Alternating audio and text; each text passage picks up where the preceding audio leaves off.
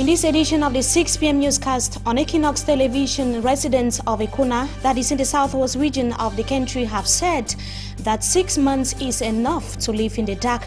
The recently took to the street that was yesterday in that part of the country, demanding the immediate reinstatement of electricity.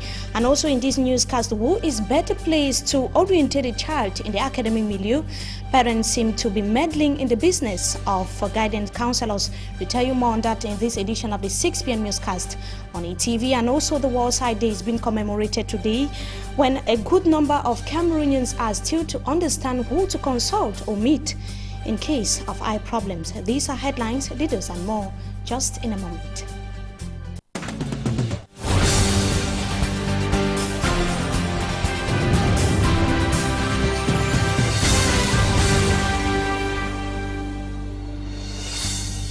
Good evening to once again viewers. We thank you so much for having joined us in this edition of the 6 p.m. newscast on Equinox Television. Let's begin right here with the World Sight Day that is being observed today, the 15th of its kind, amidst calls for Cameroonians who suffer eye diseases to seek medical care.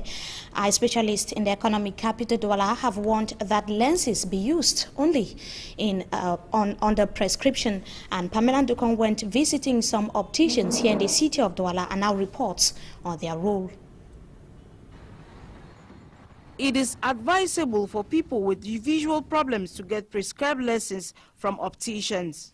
L'opticien, c'est le technicien indépendant qui, par la loi. Opticians are independent technicians who test sight and sells lenses. Dr. Saint-Francois, an optician in Douala, told us opticians are different from ophthalmologists and that ophthalmologists are doctors while opticians are pharmacists. Thus, patients with sight problems are advised to consult an ophthalmologist who then sends them to an optician for a pair of eye lenses if the need be. Le patient qui a des problèmes d'yeux doit se rendre chez l'ophtalmologue. The optician continued by saying that majority of eye patients who cry of headaches all the time are those who wear unprescribed eye lenses. Dr. Saint-Francois concluded by saying a qualified optician must have a qualified certificate, an approved center, and must be a member of the National Order of Opticians in Cameroon. And just to indicate that some eye specialists in the economic capital Douala have maintained a similar prescription, they are saying that persons with eye defects should ensure that they use lenses based on prescription. They were speaking, that was yesterday, to our reporters on the sidelines of this day. Pamela Ndukong tells us more once again. The World Sight Day comes at a time when a majority of young Cameroonians remain ignorant about the use of unprescribed eyeglasses. Dr. Tukam Grace, an ophthalmologist in Douala, told us that not all people who put on eyeglasses have visual problems. Because some of them have visual problems and some of them put lenses just to protect them against the sunlights or the sounds of the cars, the sounds of the PC. The day, which is intended to raise awareness on visual impediment, is also an opportunity for people to know the risk of using unprescribed eyeglasses. The principal risk is for them is to have headaches, to have a lot of pains, and also, by putting glasses without the prescription, we cannot know if they have other diseases of the eye.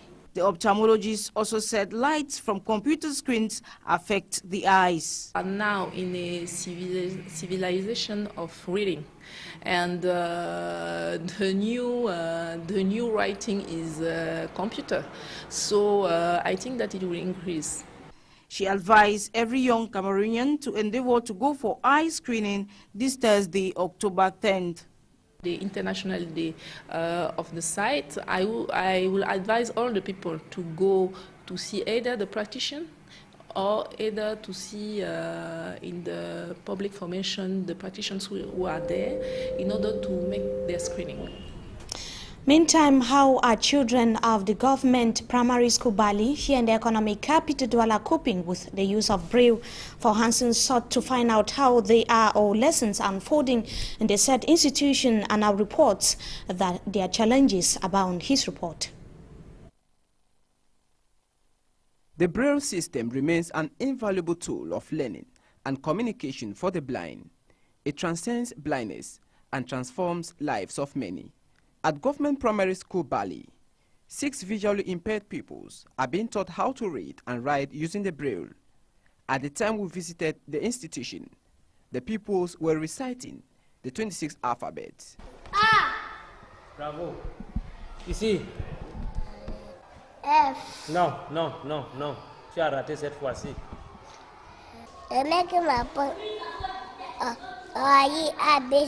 Coordinated by 2 visually impaired teachers, Etame Philip and Jopa Romeo. The subject is sensitive education. Il faut parler fort. La lettre D. Voilà. The pupils are taught on how to recognize a letter by the touch of the hand on a paper. J'ai suivi ma formation au RIP à Bouya. The teachers told us that teaching visually impaired pupils is not a problem to them because they have been trained to do that, even though they are blind. But how do these teachers know their pupils? Nous les identifions déjà par leur voix, par leur taille. Jopa Romeo says by their sizes, voices, and their sitting positions in classroom. The teachers themselves are sensitive and have a good mastery of the Braille. Etame Philip just took down our contact using the Braille. Just to add, after the report by Hansen Chanji that an estimated 150,000 Cameroonians are visually impaired, with 60,000 persons suffering from eye diseases, and the problem remains at the level of the number of eye specialists in the country, when the Cameroon is just counting about 56 specialists across the country. Meantime, the interference of parents in the role of guidance counselors is having a negative impact on the performance of students. Counselors are complaining that parents tend to impose their choices on the children at their own detriment. And Eturu Salifla made the observation as Cameroon prepares to commemorate National Orientation Day that is going to be tomorrow. Her report. Makembe Hermine is a student of Terminal Day at the Alfred Seca College in Douala. Her parents had wanted her to study arts, but she stubbornly took the sciences. But very few students end up doing subjects of their choice. At the Alfred Seca College in Douala, Mrs. Sela Mad is in charge of counseling. She says her job is often limited. When students end up in classes she had not advised them to, following their performance, the parents always influence the child's choice to fit their personal ego. It is the same observation at the Bepanda Government Bilingual High School, where Mrs. Toko Charlotte is a discipline mistress. Here, they have 4 counselors. Especially the one of Form 4 to go to Form 5. Many parents just want their children to go and do scientific sales. Because all them, they want students to be doctors, engineers. Even though the children don't have a good average in mathematics or physics, they force their children to go. And that is the main difficulty we have here. Students can be badly orientated either by themselves, the school environment, or their families. In Cameroon, most parents choose for their children in order for these children to do what they, the parents, left undone. Let's take a look at what is happening at the Supreme Court sitting in for the Constitutional Council that is in Yaoundé Central region of Cameroon. Over 40 petitions from the 15 of the 29 political parties that took part in the September 30 legislative elections have been submitted to the Supreme Court. Almost all the petitions want the elections cancelled due to what they termed electoral fraud. The court is expected to begin hearing on the petitions that is going to be today. And we take you right away to the southwest region of Cameroon, as we announced in the headlines. Disgruntled residents of Ekona, that is in the Moyoka subdivision, Wednesday, that was yesterday, took to the street in protest against 6 months of blackouts. Derek Jato, who traveled to that part of the southwest region of Cameroon, now reports that it took the intervention of security forces for calm to return.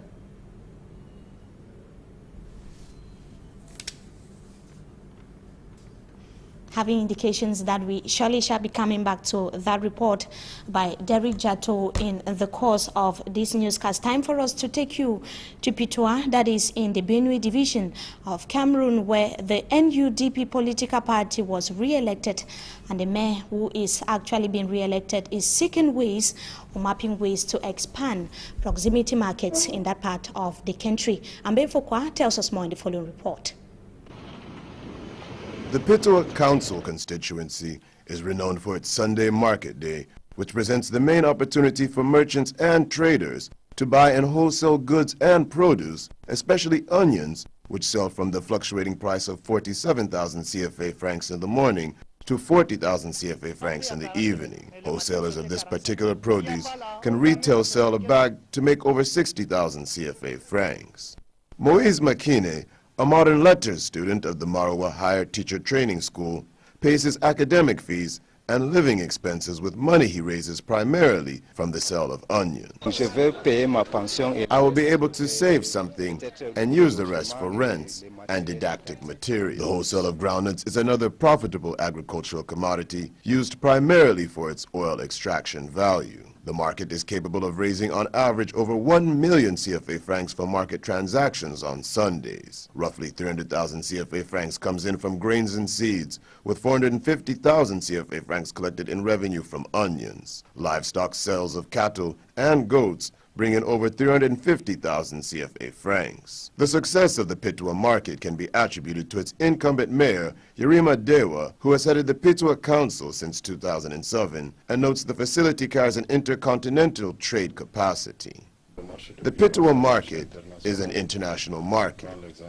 Merchants come from countries like Nigeria, Chad, and Central African Republic to buy the onions of Pitoa. At the same time that the market forms one of the main pillars of economy in the region, it has room for expansion to increase the sustainability of local inhabitants and suppress poverty. Agriculture has continually been reiterated as being underexploited in Cameroon. The access to self-employment it presents in Pitoa is a model that can be duplicated throughout the nation. With proper funding offered to the council, the market in the subdivision can be raised to better serve the community and serve as an example to other districts. As we said earlier, we take you to Ekona, that is in the Moyoka subdivision of Cameroon, where disgruntled residents in that part of the southwest region took to the street protesting against the absence of electricity. Derek Jato, who traveled to Moyoka, reports that it took the intervention of security forces for calm to return.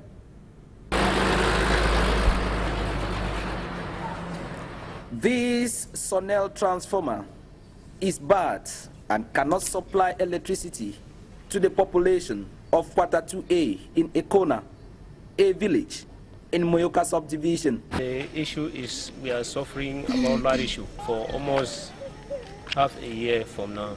The problem is from the transformer. Adding that this situation has become unbearable. Reasons why Ekona people took to the street, blocking the Kumba Boya Highway Wednesday and pet-upping traffic for over 2 hours, promising not to leave the road until their situation is addressed and redressed. But when this moment came, hey, don't shoot them! School there for them! School there! School there! Security forces stormed the area with tear gas and dispersed the population, an action that Ekona people say it was not a good one. I can say it was too poor, because they would have even said that they talked with the people so to know their reasons of blocking the road. The best way for do this thing not be for long road. Not be for long road. Mr. Tambe Thomas Tabot divisional officer of Moyoka, is telling this angry population that blocking the road was not the best alternative. This is the third time a Kona population is blocking the Kumba-Buya highway because of the absence of electricity. At the time we left Ekona, the power supply problem was not solved.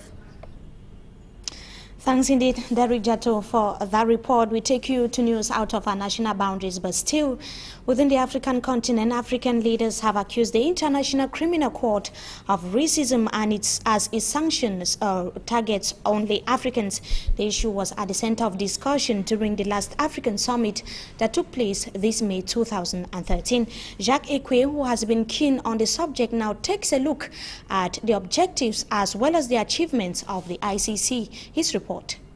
The idea of the International Criminal Court dates as far back as the 19th century, but the idea became fully materialized only in 1998 during the 52nd session of the United Nations General Assembly, which took place in Rome, Italy. It was 4 years later that it became fully institutionalized with its headquarters in The Hague, Netherlands. Out of the 193 members of the United Nations, only 121 of them ratified the Statute of Rome in 2002, amongst which were 43 African countries, including Cameroon. Meanwhile, 34 countries did not ratify the Statute of Rome. Presently being governed by Fatou Bensouda from Gambia, the International Criminal Court was created to complete the judicial system of member states where the government of these nations are not competent or not willing to give judgment on criminal matters. The area of competence of ICC, as stipulated by Article 5 of the statute, involves crimes against humanity, crimes of genocide, and crimes of aggression. It should be noted that the International Criminal Court can exercise its competence if and only if the accused person is from a member state that signed the Rome Statute and can only issue a prison term of 30 years maximum. In other cases, it is the UN Security Council that transfers the matters.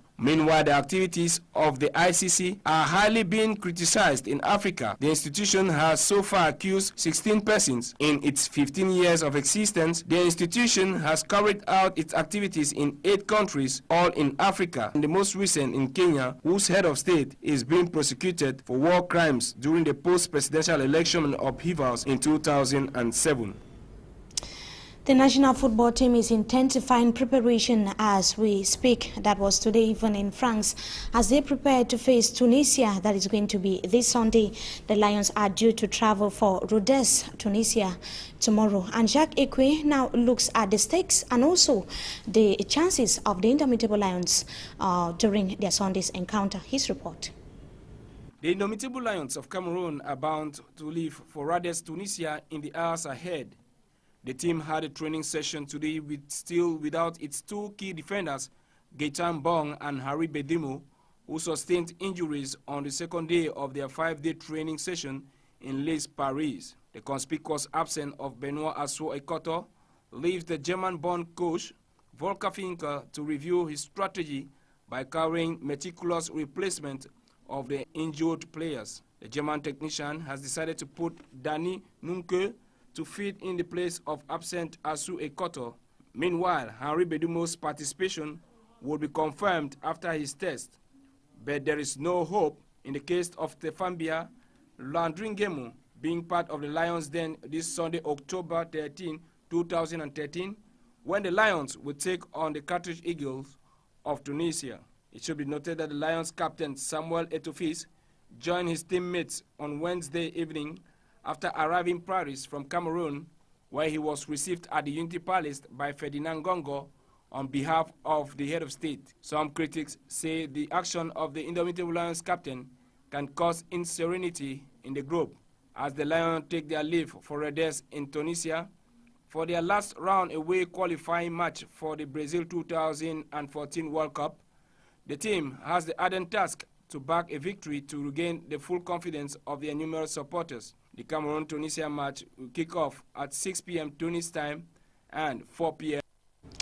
And just to note that Henry Bedimo and Guy Tambong are likely to take part in the encounter billed for Sunday against Tunisia. And that does it for this segment of the news. Just after the break, we meet our guest.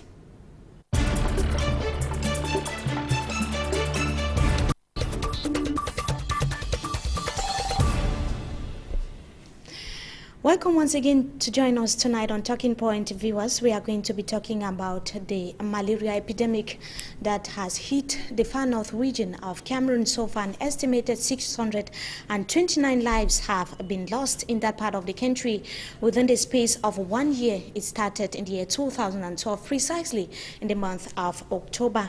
And for the case of the far north region, the most affected area in that part of the region is Marwa. Our guest tonight is a biologist who is also an associate professor in the University of Douala. Good evening, Professor Lehman, and thank you so much for joining us tonight on Talking Point.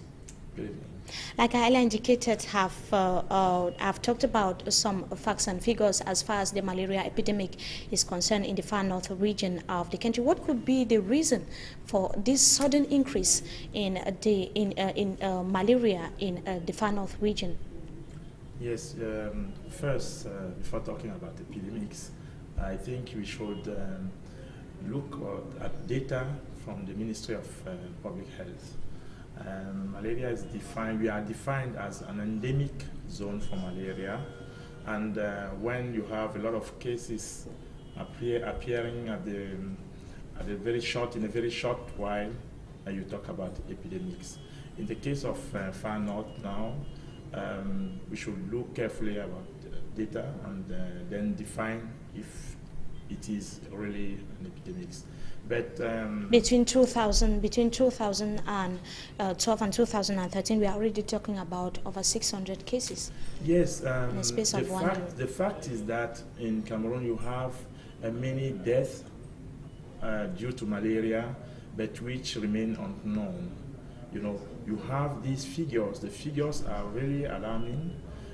As an endemic area, you have such figures, but you don't have the information about them. So maybe now you have more cases than usually seen, but the real case is the most general one. So malaria is endemic, and I should take the problem very generally. Now in northern Cameroon, you have floods, and this can explain the number of cases of malaria cases, which is increasing.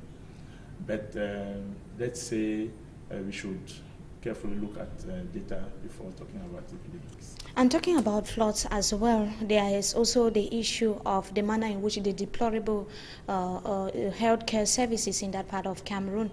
Is it not also put to question? Can we not attribute the high rate of deaths or the death toll in the far north region on the deplorable healthcare services in the far north? Yes, there you are right, because when the situation is like this one, where you have a catastrophe, you may have conditions which are not the usual ones. So we can, because of that, have such problems with the healthcare agents and the equipment which is used for to tackle the disease. But once more, in the far north province, you have this situation due to maybe lack of organization in such a period. You may have people not having the appropriate care they should have. When you talk of lack of organization, is it on the part of the patient themselves or is on the part of the government? When we look at the far north region, we are talking about an estimated 20% of the country's total population is from the far north region, an indication that enough has to be put in place, healthcare services has to be put in place, and so many other things. So when you talk about care not being taken, what do you mean concretely? Is it on the part of the government or on the part of the population? No, I won't say it's a part of government or the population. It's not. We should not stigmatize this region. You know, in our rural area in general, you have poor health conditions.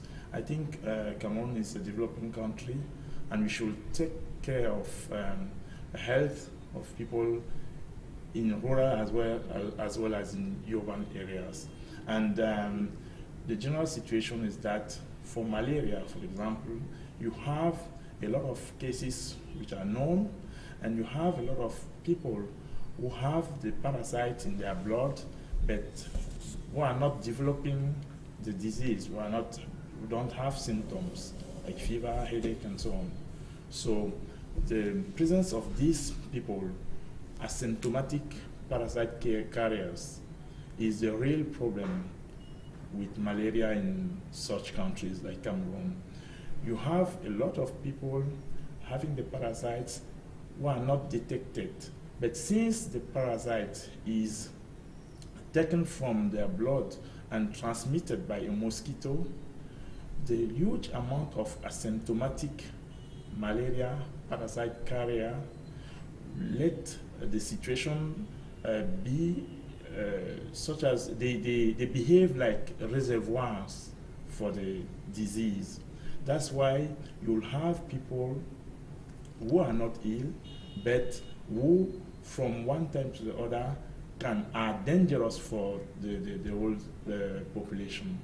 So it's a little bit complex. I think we need more time. A little bit complex, like you are saying. When we look at facts and figures in the country nationwide, we are talking about 41% of consultations in the country that is in relation to malaria, and also 55% of hospitalization in Cameroon today is also as a result of malaria. So do you think that concretely on the field, is the government doing what it should do to remedy or curb the increasing rate of malaria in Cameroon?